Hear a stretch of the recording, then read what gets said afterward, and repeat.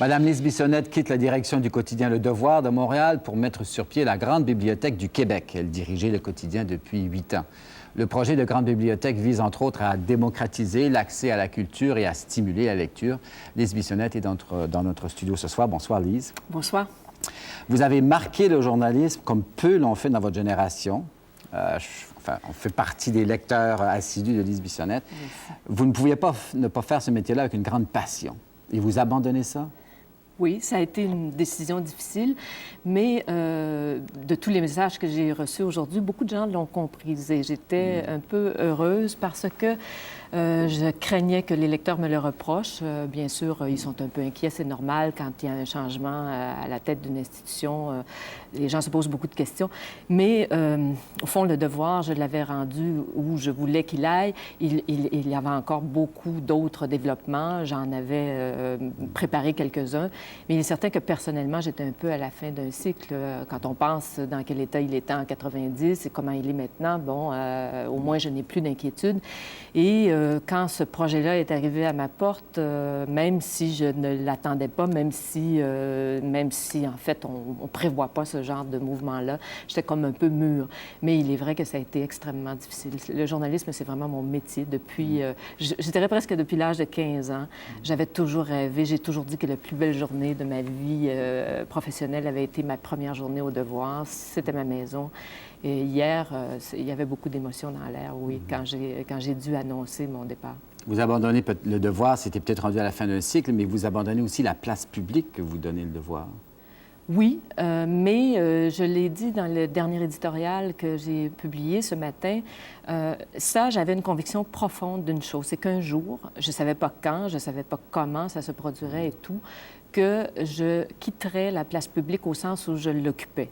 Et ça, on peut avoir des opinions différentes là-dessus. Ça, c'est très personnel. C'est mon analyse à moi. Je trouve que quand on est commentateur et analyste, on a tendance, après un certain temps, à se répéter. Il y a un certain nombre de choses. Même si vous lisez mon éditorial d'aujourd'hui, j'essaie de refaire rapidement, de façon assez impressionniste, de repasser par mes traces et de dire au lecteur, souvenez-vous que c'est ça que je pensais.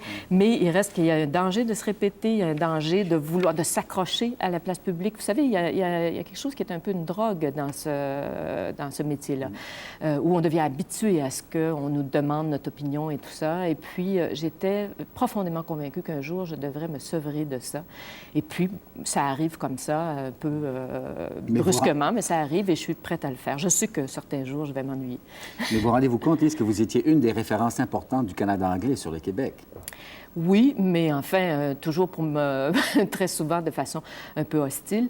Je crois que moi, je garde beaucoup d'amis au Canada anglais, dans le réseau, notamment des gens, des analystes de cette question-là. On peut en débattre autrement. Mais encore une fois, je crois que j'avais fait ma part de ce côté-là. OK, parlons de la Grande Bibliothèque du Québec, à Montréal. On pense tout de suite à la Grande Bibliothèque française, d'ailleurs. Oui. Est-ce que ça va être un monument ou est-ce que ça va être un instrument?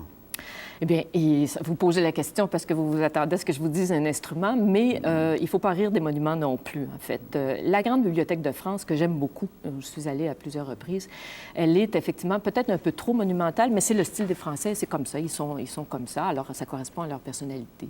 Ce qu'il faut faire ici, c'est de construire une grande bibliothèque qui soit conforme à notre personnalité, à nous, et elle ne peut pas être aussi monumentale. Écoutez, les Français, ils ont mis 2 milliards... Non, mais je veux dire, un monument à notre mesure, mais en disant ça, l'accès démocratique et répandre encore plus l'accès à la culture, est-ce que c'est dans un lieu fixe qui coûtera quand même assez cher compte tenu de nos milieux ou mieux appuyer les institutions qui sont déjà en place? Parce que ça va être à Montréal, ça. On peut faire les deux. Moi, je me méfie actuellement des gens qui disent « Ah, trop de béton, la grande bibliothèque ». Je trouve que c'est significatif de l'esprit des temps. On est devenu tellement peureux de dépenses publiques à cause du traumatisme qu'on a eu à tous égards. Et puis traumatisme qui était généré pour de bonnes raisons. Il reste qu'il faut retrouver une forme de souffle. On a fait la Révolution tranquille, on en a créé des institutions, on peut encore en créer. La grande bibliothèque, ça n'est pas que un lieu physique. Et j'espère que le lieu physique sera magnifique et qu'il sera un symbole au centre de Montréal. C'est très important que Montréal ait ce signe culturel magnifique sur sa station centrale de métro. Mais cette grande bibliothèque, c'est la grande bibliothèque du Québec. Alors, qui y aura-t-il là-dedans pour la Gaspésie et l'Abitibi, justement? Eh bien, ça tombe bien.